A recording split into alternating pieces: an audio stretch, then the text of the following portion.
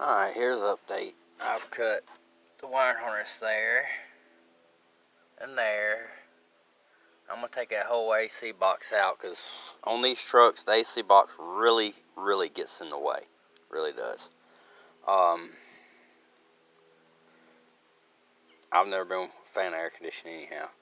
I got the wires cut there, and I've got the wires cut here. I've got them right here, and I know where the oil sending unit is back there. I'm going to have to replace that. I know that. But now this wiring harness actually plugs in, this one right here. The other one you got to take the whole dash apart to get to. But with this one, I could go unplug one off another truck, but I'm not going to. I cut wiring harness. That's wiring harness out of a 80-something model, newer model to me. That's the wiring harness out of it. I cut me, there's 7 wires here. I cut me 7 wires, the length of a little bit longer would come out of it. I'm going to solder that back on. Always use heat shrink and solder because it will stay together better. But if you must, use butt splices or any connectors such as these. Anything you squeeze together like that. Get you a good pair of crimpers. Very important. Good pair of crimpers. But what I do, let's see if I can set this down where I can show you what I do. Alright. I'll take, well, some of them come apart easy. Some of them don't. Pull them apart like that. Okay?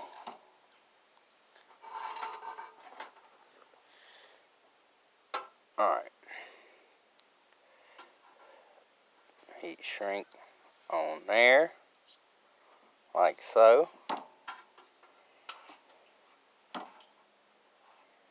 Lay that right there for a second. Flux paste.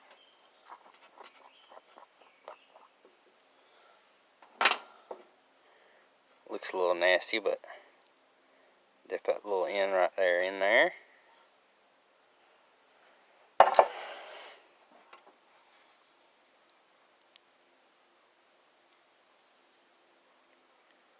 And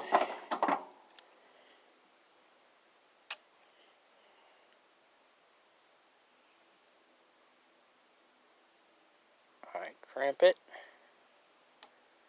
like that. Okay.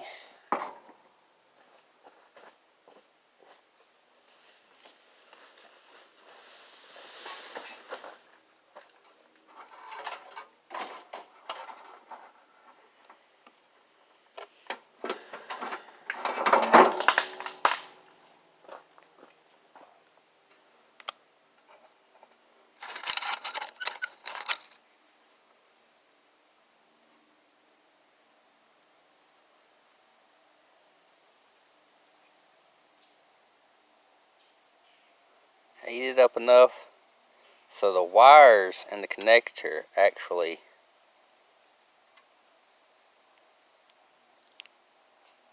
can melt the solder. See how it's melting on the wires and not on. Alright, you take that away.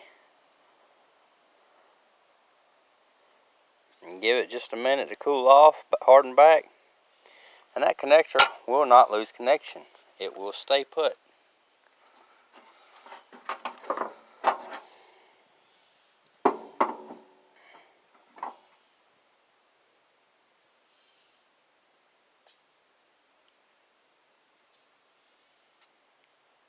See, did not move. And then you push your heat shrink right there up to it. Heat shrink that on. And you've got a connector that will connect and not go anywhere. Now the reason I use soldering opposed to butt splices, I'll show you in just a second.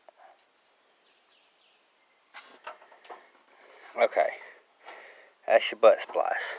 I'm gonna pull it out. Okay, see that? Wire pulled out of it. And it was crimped good. I had to pull pretty hard right there. Now, we're going to go same wire.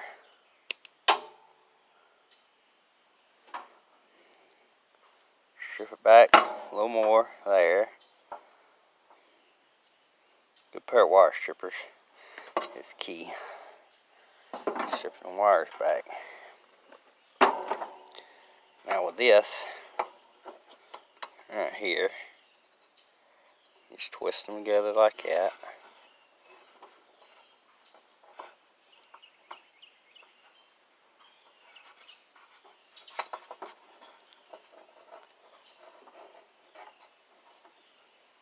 Alright. Sorry, trying to prop it up. I can use two hands. Now, the flux comes with a little brush, but my brush, this thing got hot and melted in the brushes underneath it.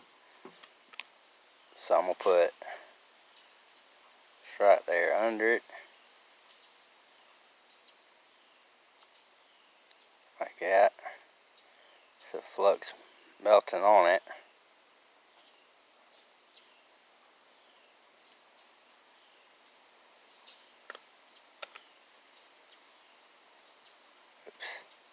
I think my camera's dirtier. Maybe the flux got on it. Alright, got them wires good and hot.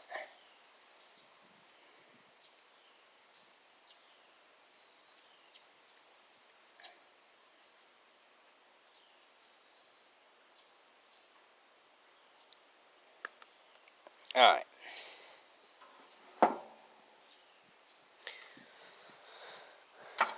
Let it cool a minute. Won't take long. Just a couple seconds really. Alright.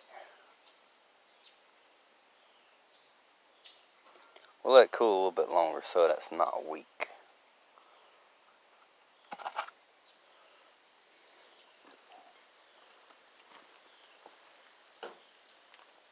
You know, it might still be weak, but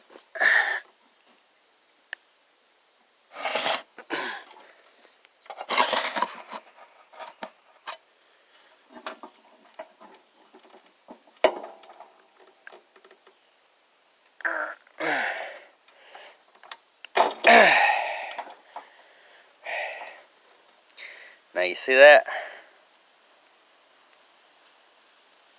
I pulled the wires slap out before using that butt splice. Before pull the wires apart this time. With the other butt splice, it just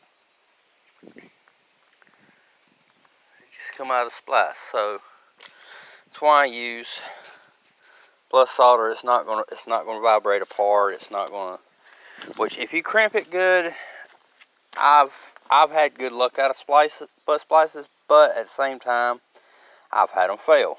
So that's another thing.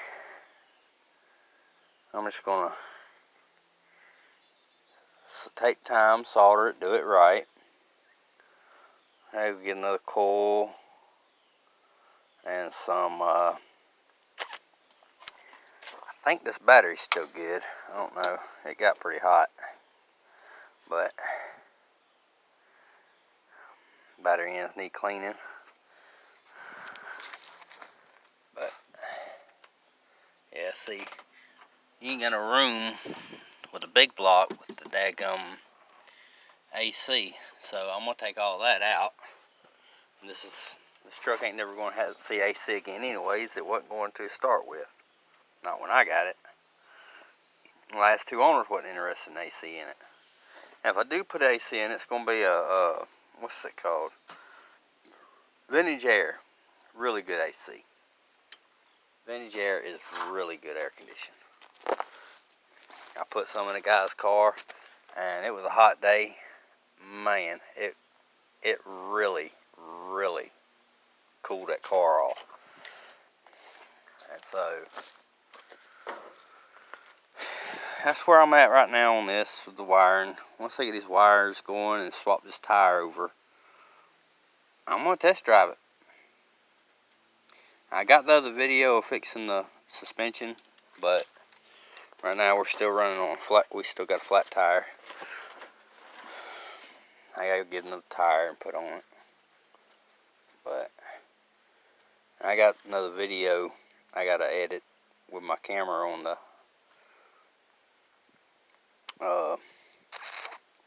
gotta get it on the computer, edit it on my action camera. See, I just cut the whole bit of wire that was burnt pretty bad. I'm hoping there's enough there that I'm not gonna fight. And you know what really probably caused this thing to catch on fire? You see that hole right there? That is from the heat for the choke cut off, and it's had an exhaust leak there, and I'm pretty sure a little bit of gas sloshed out of the bowl, and the flame that comes out of there, is normally pretty close to your head on when it comes to exhaust leaks, stuff like that. Exhaust leaks, there's normally, if it's right on the exhaust manifold or right there, it comes directly out as a flame. And so I'm positive that is what started the fire. It sloshed out of the bowl, and then you got to think, both of these bowls full of gas, the truck bouncing around, sloshes out of both of these holes, and this part's actually starting to melt. But I got another intake, another carburetor. I got to swap all that over. I'm going to try to have that done today before I try test driving it. I might start it up with this carburetor, just cause I can. But for the most part, this carburetor right here is, well, I'm going to take it off and I'm going to give it back to Tomcat. Tomcat's the fella that used to own this truck years ago, and then he sold it, and somebody else ended up with it, and it swapped hands a few times before I could get to it. Once I finally got a hold of it, like I said in the other video, I done the brake. First time I done the brakes on this truck, my cylinder, brake booster, all the front brakes. It was actually, I got tattoo work done for what I did on it. And then I actually either sold him or traded him these wheels. I used to do a lot of trading. I still do a lot of trading. But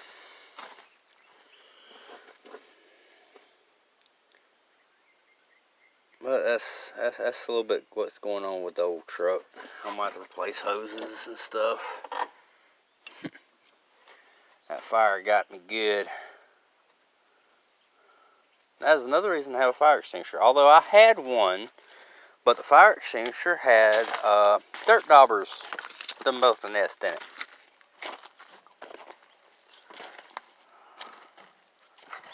And being as they done built a nest in it, they there's my intake.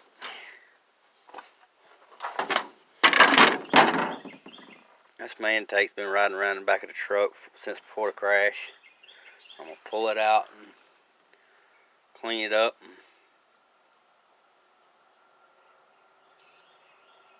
Performance 460 carburetor or intake. And I've got carburetor on another 78 4-wheel drive that I'm going to use, borrow for my daughter. She ain't but 7, so she's got a little ways before she needs that carburetor for a while. Well, hell, I borrowed it off her car. That old 67 Galaxy belongs to her.